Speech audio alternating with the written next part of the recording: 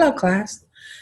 First, I hope you're starting off with this as our first video to watch. And again, I'm sorry for all the videos, but try to do the best technology-wise. And since we're not there together to meet, I'm going to miss you guys, but I'm going to let y'all know and everything that I find out about the Ron Clark Academy. I'm looking forward to this little conference. But anyway, here's our Monday memo for this week and some reminders for our week of uh-oh, I have the wrong month there. I need to change that. It is not the 4th April.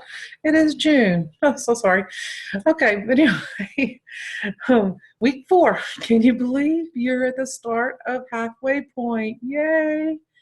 4 more weeks after this, or a few days after that, but here we go. Make sure that I hope that you've read chapter 5 for your Jensen text, and the Kagans, chapter 7, 10, and 15, especially chapter 15, because that's where the authentic assessment is going to be the majority. We'll probably hold off on 7 and 10 till next week, but if you keep skimming reading the Kagan text, it would be really great. And then don't forget to have looked over in chapter 3 your portion of the team teach. You don't need to read the whole entire chapter. I mean, this is the longest chapter in the Jensen series of chapters, but be sure that for your team, if you were engagement, you've read engagement. If you were input quantity, you've read that portion. And be prepared to meet with your students, with your team this week so that you can do your plan. All right.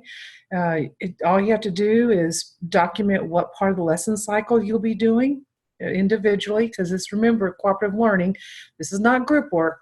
This is individually done within a cooperative learning setting. The presentation, yes, is a whole group, but still it is cooperative learning and not group. Remember, there's a difference.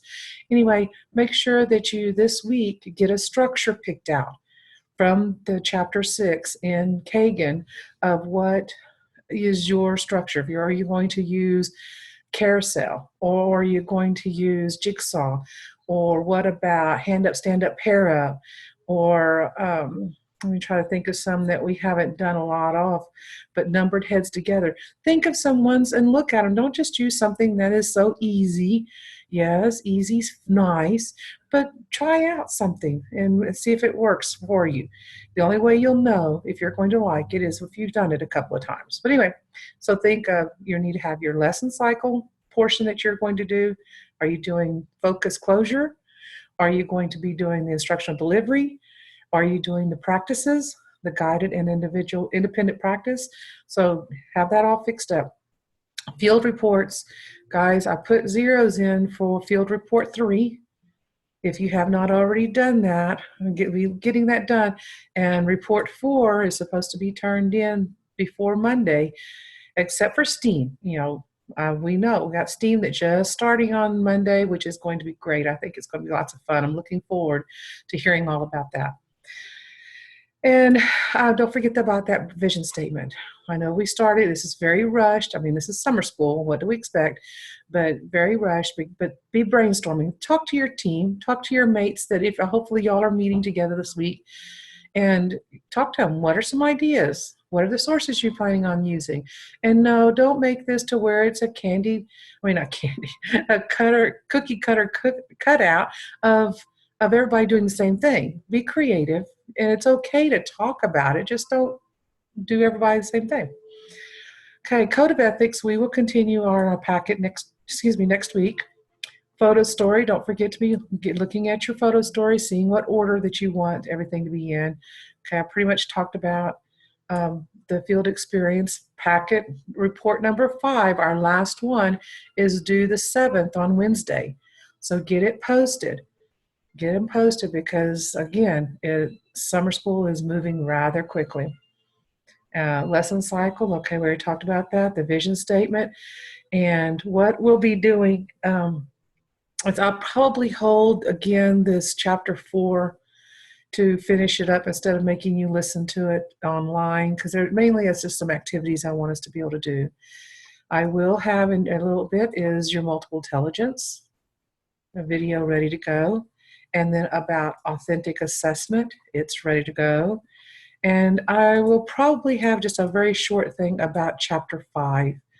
just to be able to talk about, and then we can go on with maybe a few little in-class activities next week. That way we won't be far behind. Because in here for next week of the 12th is, look at this right here, midterm exam. Midterm exam is there. Because we need to get it done. Yes, there is a study guide. It's in Blackboard. So let me pop it up here just a second and show you where you can find it. Let me go here to, if we go to homepage, and I'm going to scroll down to where it says reading guides. And then now you look at to where it says midterm study guide. There it is. All right. So you have your midterm study guide, which will cover chapters 1 through 6 in Jensen, with some sprinkling of your Kagan, especially the pies, and about the keys to cooperative learning, about the 4 crises in America. Okay, those little things like that. Alrighty, now let me get back to over here.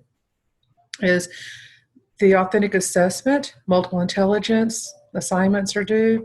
Freedom Riders, I did push this back because this normally would have been Freedom Riders number 4 for preparing for the next week, but instead of doing Freedom Riders 3 this week without me, we'll just wait and we'll do it next week. And I pushed back number 4 one more week. And then again, make sure you bring on Monday, on the 12th, is your lesson 1 planning sheet. The one I handed out to you that states not only your lesson cycle, the definition of the critical factor that your team is presenting, along with your objective for your part of the presentation. Okay, not everybody's objective will be exactly the same, because you'll be incorporating under the condition is your structure that you'll be using to teach that portion of the lesson cycle to the rest of the students, to us. Okay, and how you're planning on assessing it, or how you're checking for understanding.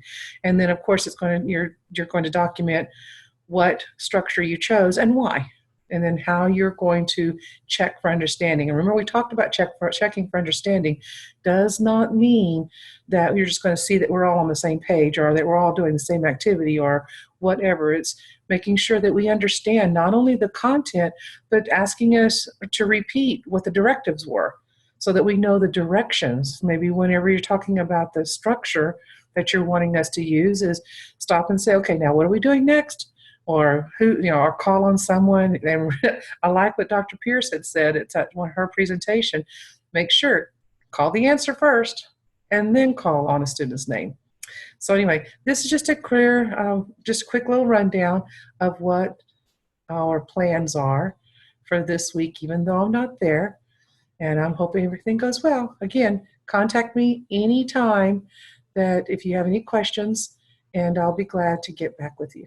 All righty? So see you in virtual reality in a little bit.